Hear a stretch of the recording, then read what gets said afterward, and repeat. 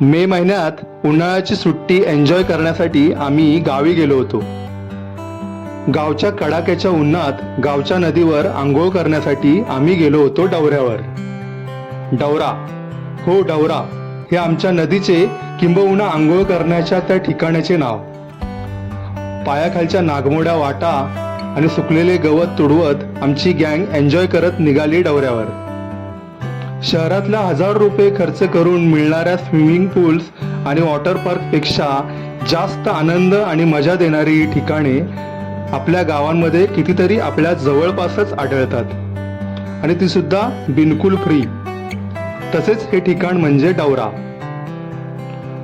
डोक्यावर पांघरलेला निळाशार आभाळ, जिकडे नजर जाईल तिथपर्यंत हिरवीगार निसर्ग आणि स्वच्छ आणि तितके थंडगार नदीचे पाणी, असा इथला मनमोहक वातावरण मनाला नेहमीच सुखद आनंद देतो.